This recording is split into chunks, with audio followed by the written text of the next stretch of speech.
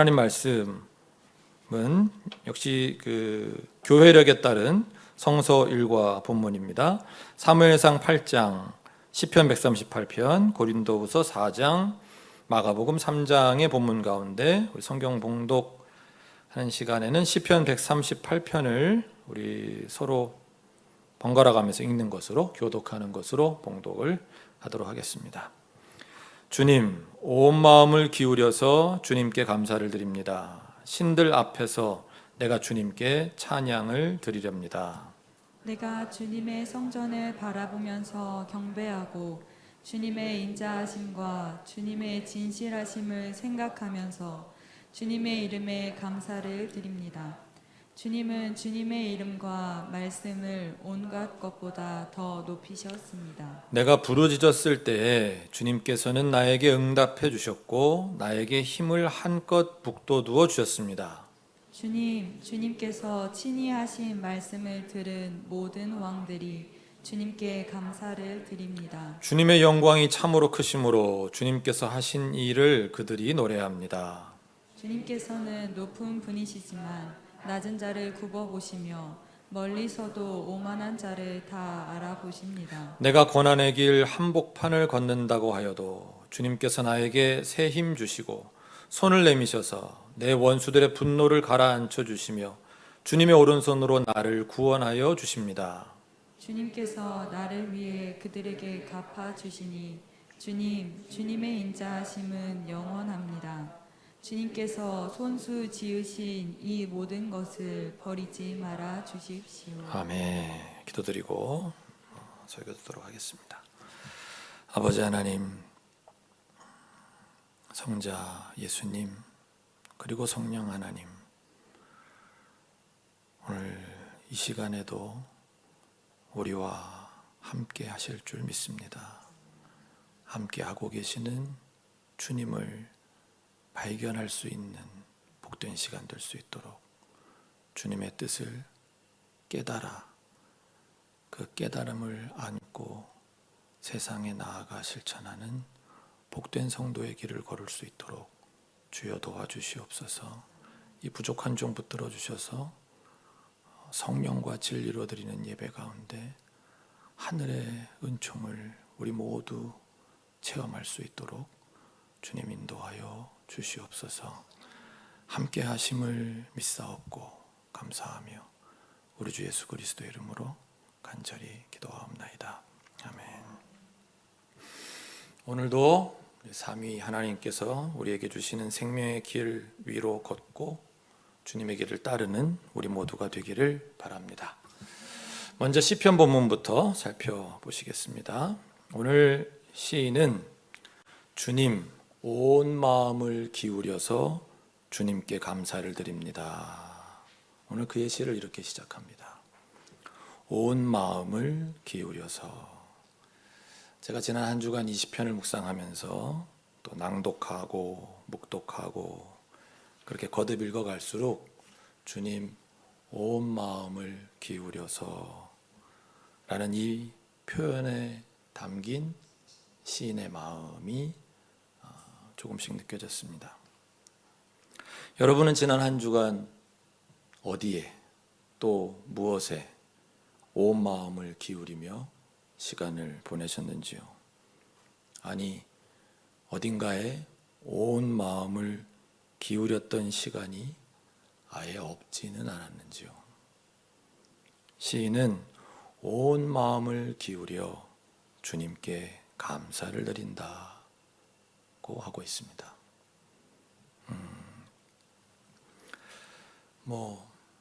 나도 주님이 내 기도에 응답해 주셔서 내 사업이 잘 되고 우리 가족의 병이 낫고 우리 아이가 원하는 학교에 진학하고 원하는 직장에 취직되고 그러면 감사하는데요. 글쎄요, 시인의 감사가 그런 종류의 감사였을지요. 2절, 내가 주님의 성전을 바라보면서 경배하고 주님의 인자하심과 주님의 진실하심을 생각하면서 주님의 이름에 감사를 드립니다 라고 합니다. 뭘 생각하며 감사했는가 하면 두 가지인데, 하나는 주님의 인자하심. 히브리어 원어 사전을 찾아보니까 인자하심, 그분의 좋으심, 영어로 그런 찬양도 있잖아요, 그죠? 친절하심, 또 사랑, 때로는 우정으로 나타나기도 하는 그런 주님의 모습을 생각했던 것이고요. 두 번째, 주님의 진실하심, 이 단어는 한결같으심으로 번역할 수도 있는, 그래서 믿음이 가는, 한결같은, 틀림없는 분이니까, 그래서 믿음이 가고 믿을 수 있고 의지할 수 있는 그런 주님이심을 생각하면서 감사를 드린 겁니다. 3절, 내가 부르짖었을 때 주님께서는 나에게 응답해 주셨고 나에게 힘을 한껏 북돋워 주셨습니다. 그러니까 3절까지만 보면 그저 매우 개인적인 감상을 다룬 시 같아 보입니다. 감사할 게 많은 어떤 복받은 사람의 모습. 근데 4절부터 좀 달라집니다. 그래서 시인이 찬양하는 이 감사의 의미도 단순히 내 개인의 부르짖음에 응답해 주심을 감사하는 것과는 조금은 다르다는 것을 알게 됩니다. 이제 감사의 주체가 모든 왕들로 바뀝니다. 4절과 5절, 주님께서 친히 하신 말씀을 들은 모든 왕들이 주님께 감사를 드립니다.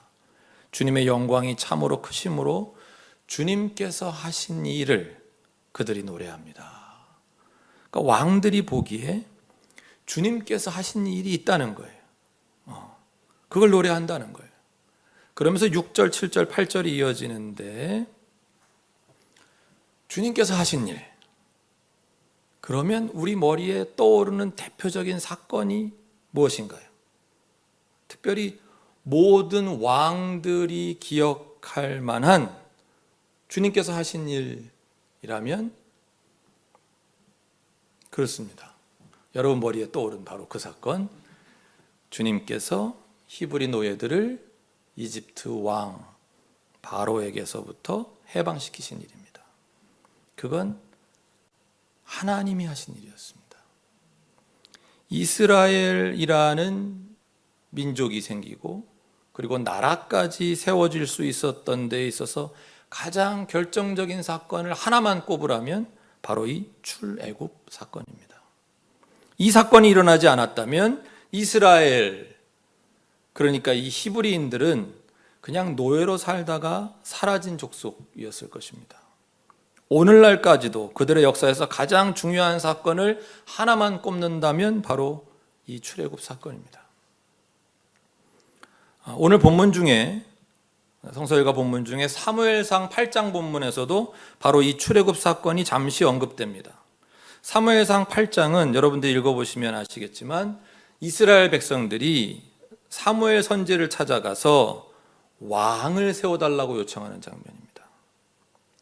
주변 나라에 다 왕이 있는데 우리만 없어서 우리가 사는 게 힘들다, 이런 얘기를 하는 거예요. 그때 주님께서 사무엘에게 말씀하십니다. 사무엘상 8장 7절입니다. 백성이 너에게 한 말을 다 들어주어라. 그들이 너를 버린 것이 아니라 나를 버려서 자기들의 왕이 되지 못하게 한 것이다. 8절, 그들은 내가 이집트에서 데리고 올라온 날부터, 출애굽한 그날부터 오늘까지 하는 일마다 그렇게 하여 나를 버리고 다른 신들을 섬기더니 너에게도 그렇게 하고 있다. 그렇죠? 주님께서, 하나님께서 이집트에서 해방시키신 그 날부터 이 민족의 왕은 하나님이셨던 거예요. 왕이 없었던 게 아니에요. 나는 너희의 왕이 되고 너희는 나의 백성이 되고 그런 계약 내용 우리가 알고 있잖아요. 계약을 맺은 거예요. 사람인 왕은 없었지만 그들에게 왕 자체가 없었던 것이 아닌데, 그런데 이제 눈에 안 보이는 하나님 대신에 눈에 보이는 사람으로 왕을 세워달라고 하는 장면입니다. 자신들이 어떻게 지금 노예에서 벗어나 자유인으로 살고 있는지를 조금이라도 기억한다면, 사람인 왕은 없어도, 그래서 국고에 뭐가 가득 차 있지는 않고, 그래서 나라의 제도가 미비해 보이고, 그래서 겉으로 드러나는 화려함은 없어도 그때그때 필요할 때마다 왕이신 하나님께서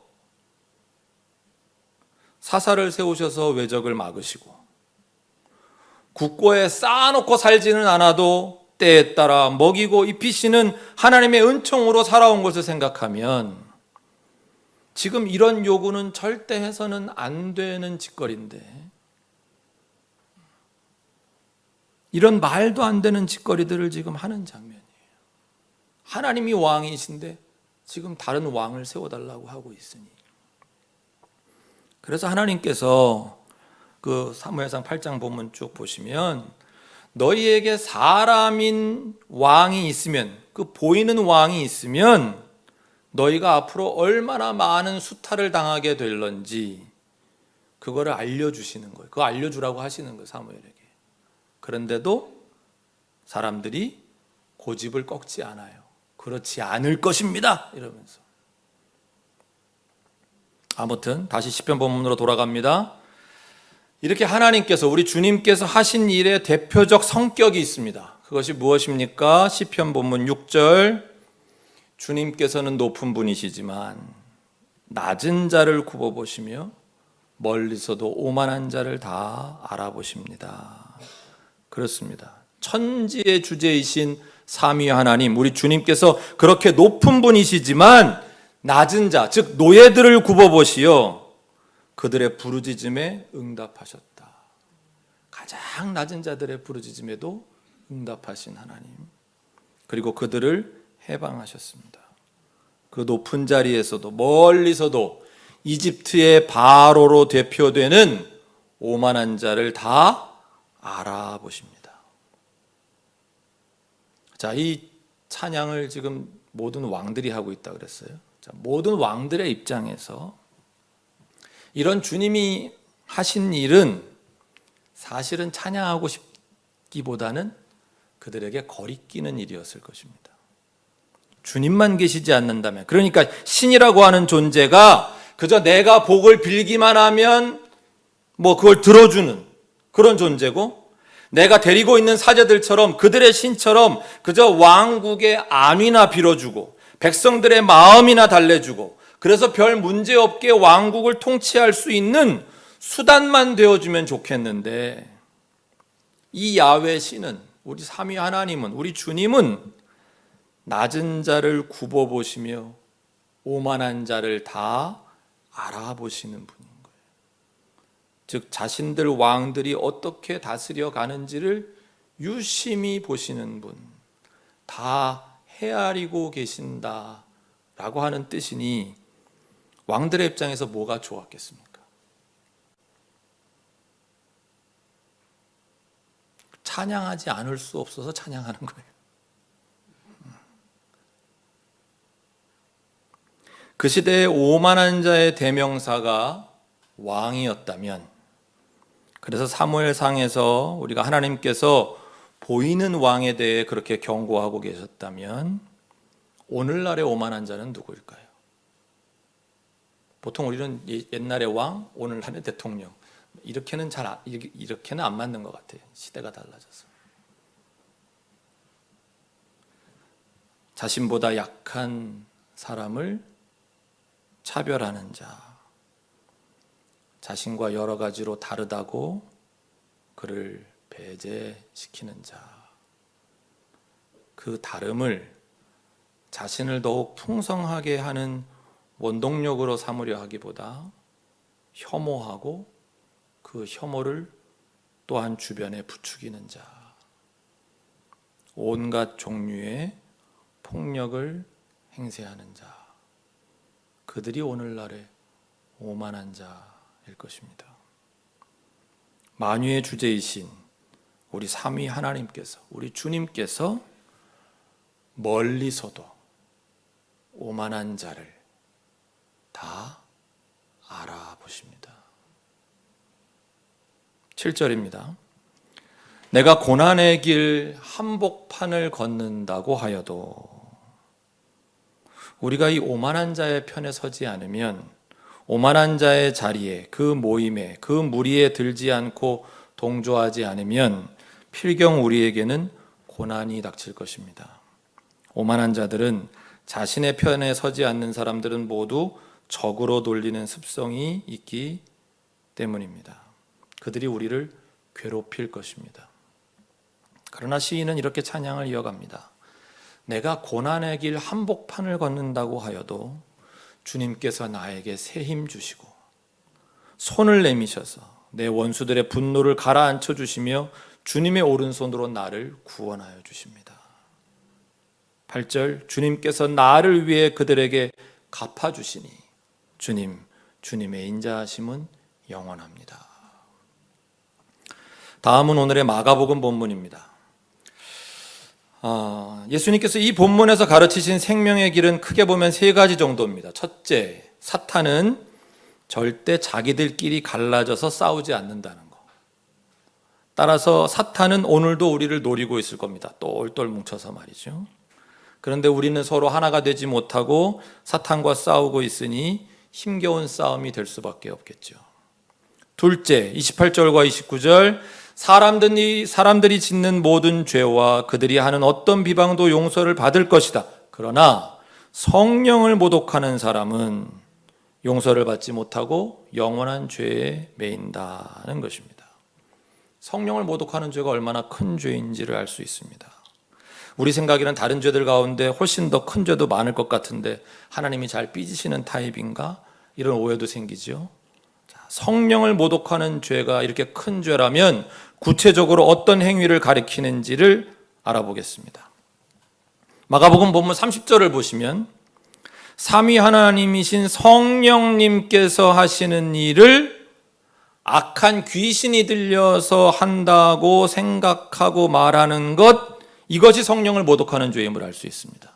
그렇다면 이제 우리에게 필요한 능력은 악한 귀신이 들려서 하는 일인지 삼위 하나님께서 하시는 일인지 구분할 수 있는 능력이 필요합니다. 그게 있어야 성령을 모독하는 죄를 저지르지 않을 테니 말입니다.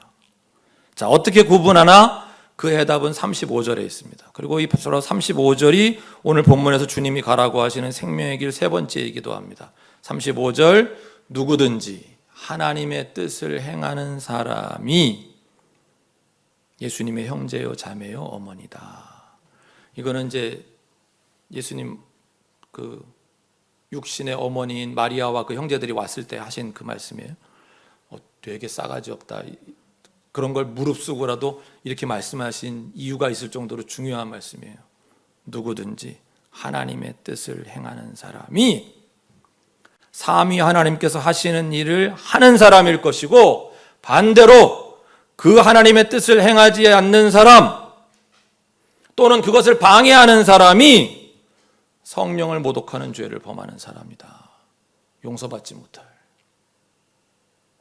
자, 그러면 다음 질문은 하나님의 뜻이 뭐길래요?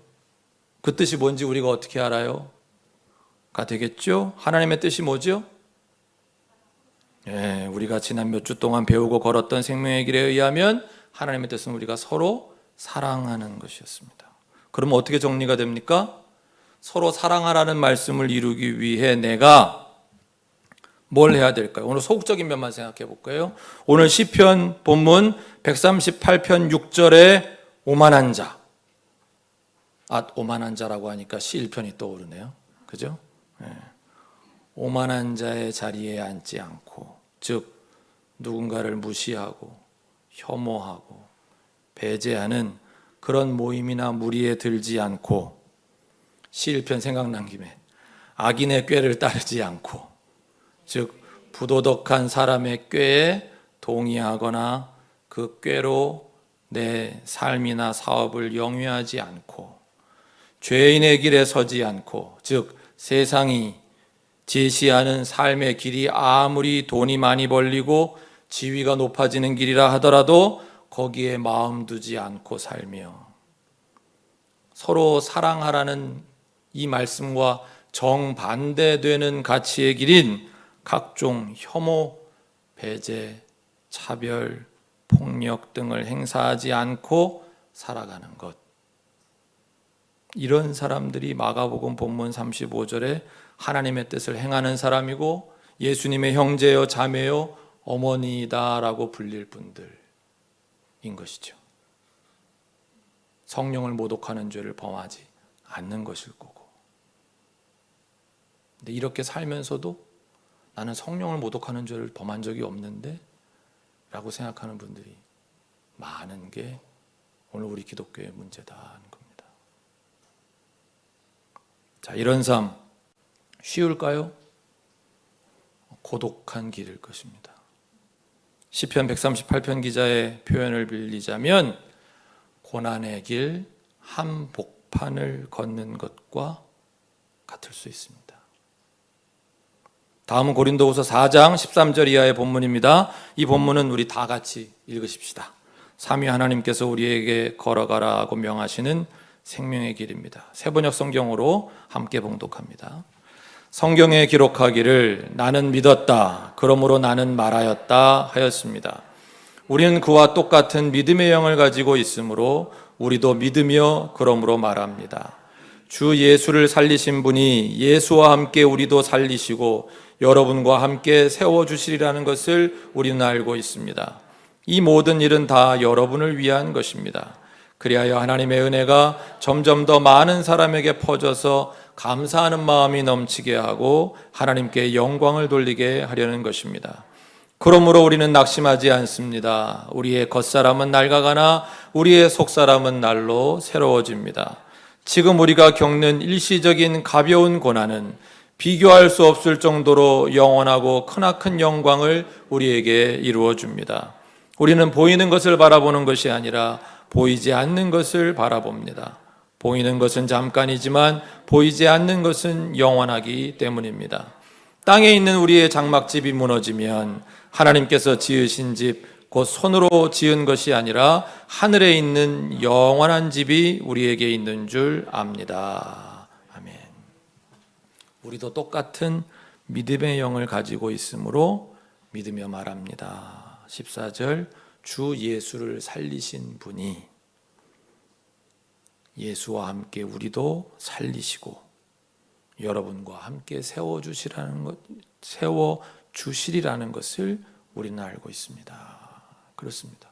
주 예수를 살리신 분, 우리 하나님께서 예수와 함께 우리도 살리십니다. 우리는 그것을 믿습니다. 16절 그러므로 우리는 뭘 하지 않아요? 낙심하지 않아요. 그렇습니다. 우리는 낙심하지 않습니다. 특히 무엇을 낙심하지 않습니까? 우리의 겉사람이 낡아가도 우리는 낙심하지 않습니다. 잠깐 슬퍼할 수는 있지만 낙심하는 데까지 이르지 않아요. 세상 사람들은 이 겉사람이 낡아가는 문제로 인해 그 어떤 희망도 가지지 못합니다. 겉사람이 낡아지고 병들어가고 죽어가는 삶의 이치는 정말로 피하고 싶은 일일 뿐입니다. 그러나 우리는, 하나님을 믿는 우리는 그 하나님께서 예수님을 살리신 분이므로 그 예수와 함께 우리도 살리시고 우리를 세우실 분이라는 것을 믿기 때문에 그러므로 우리는 낙심하지 않습니다.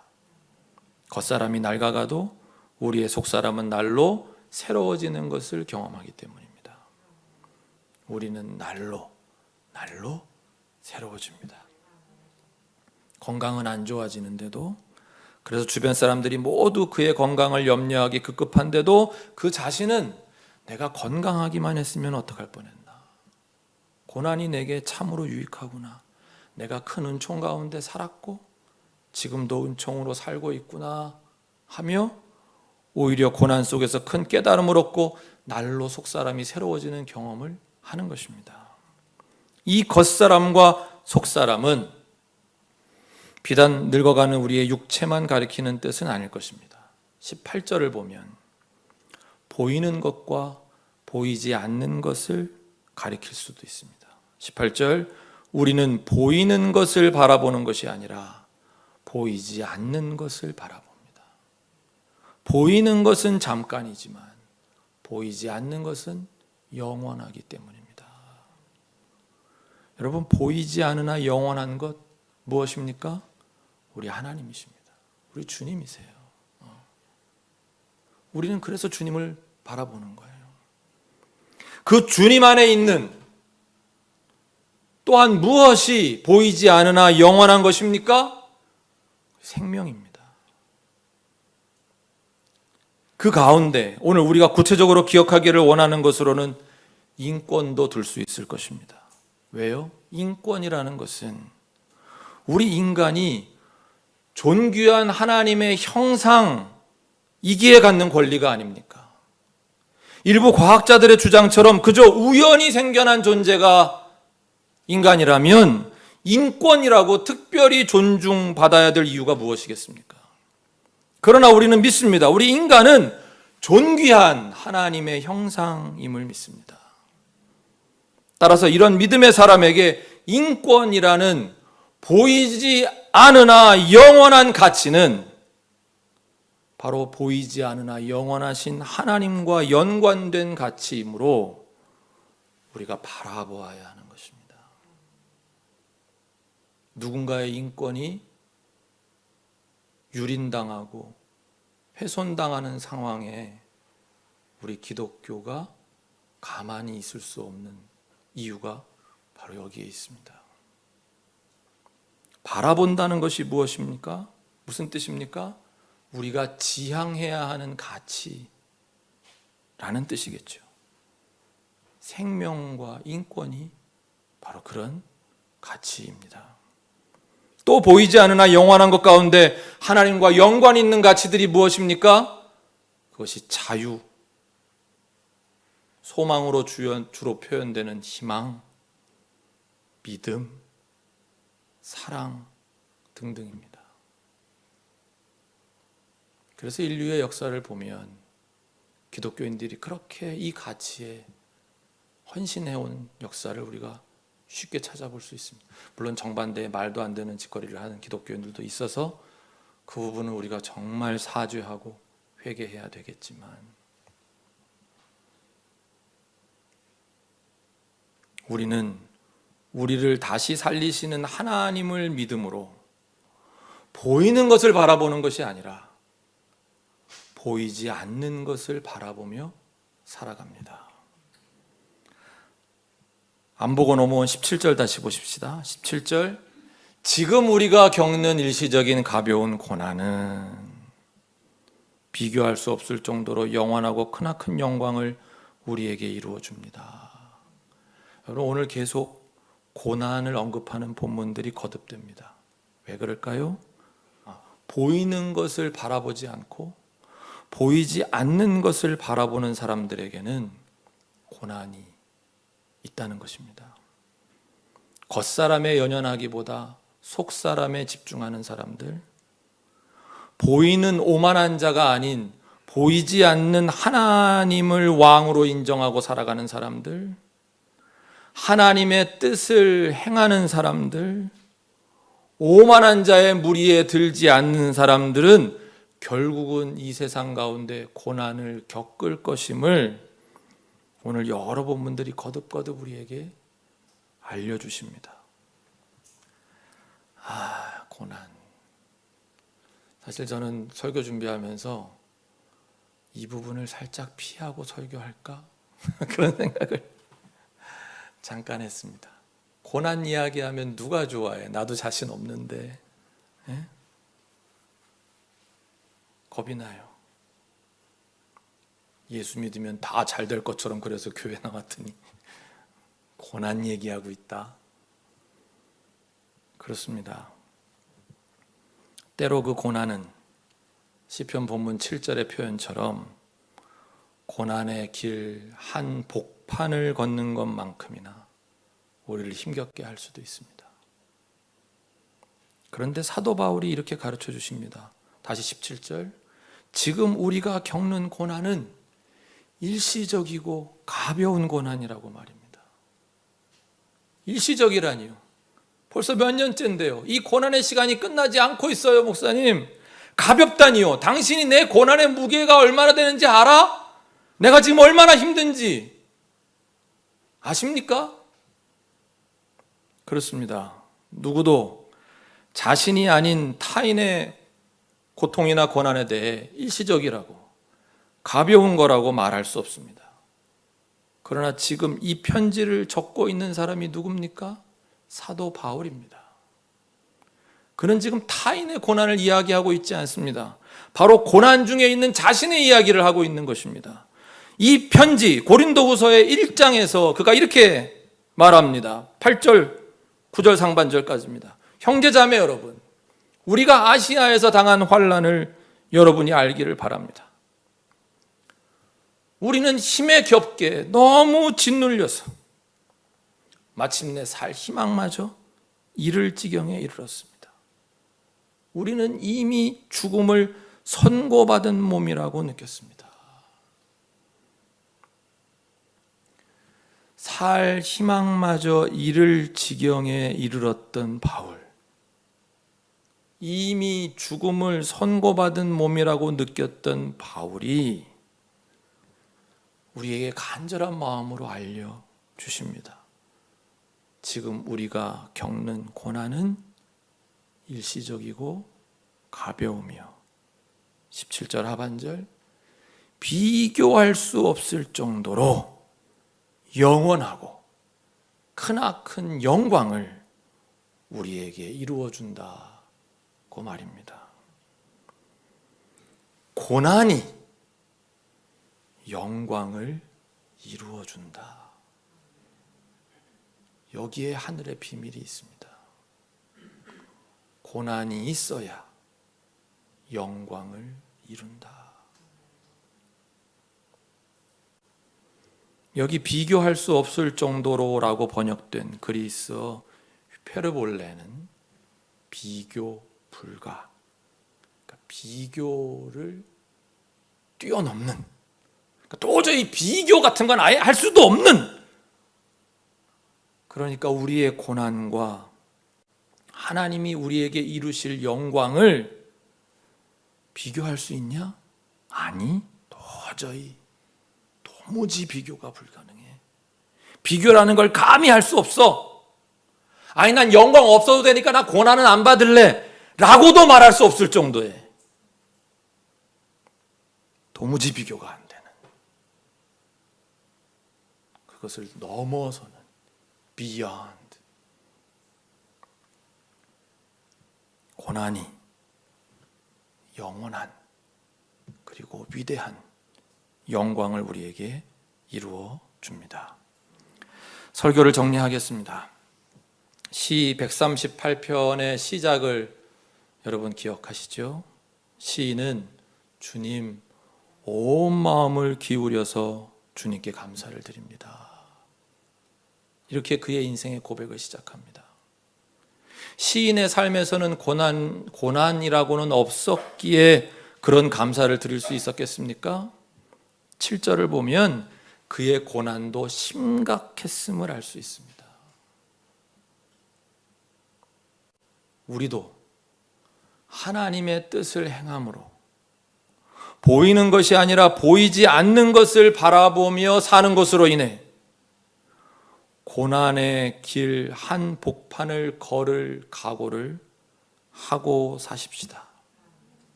물론 힘들 것입니다. 고난이 쉬운 사람은 없겠지요.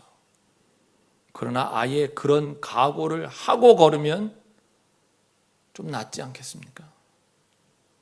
고난이 무서워서 피하고만 살고, 고난이 겁나서 피할 궁리만 하며 사느라 하나님의 뜻을 행하는 삶 한 번 살아보지 못하고, 보이는 것에만 전전긍긍하고 보이지 않는 것 바라보며 한번 살아보지 못하고, 속사람이 날로 새로워지는 경험도 해보지 못하고, 사랑, 자유, 희망, 믿음, 이런 가치도 누려보지 못한 채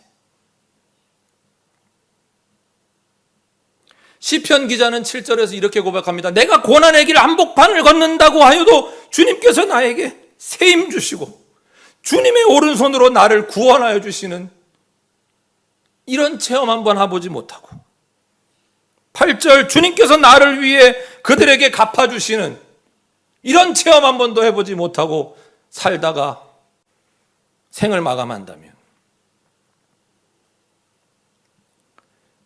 잘 살았다고 할 수 있을까요? 한 번밖에 살아볼 기회가 주어지지 않는 인생인데 그렇게만 살다가 죽으면 정말 후회가 없을까? 오늘 설교의 마지막은 이 구절로 맺습니다. 고린도후서 5장 1절. 땅에 있는 우리의 장막집이 무너지면 하나님께서 지으신 집, 곧 사람의 손으로 지은 것이 아니라 하늘에 있는 영원한 집이 우리에게 있는 줄 압니다. 사랑하는 성도 여러분, 어차피 땅에 있는 우리의 장막집은 무너지게 되어 있습니다. 여기서 천년만년 사는 거 아니라는 거 다 알고 있지 않습니까? 그런데도 여전히 보이는 것만 바라보며 살아가시겠습니까? 우리 집은 여기 땅에 있는 그 집이 아닙니다. 우리의 집은 하나님께서 지으신 집, 하늘에 있는 영원한 집입니다. 우리 고난받을 각오하고 영원한 영광, 위대한 영광을 이룰 수 있도록 하나님의 뜻 한번 행하며 제대로 살아보십시다. 주님의 도우시는 은총이 함께 하실 줄로 믿습니다.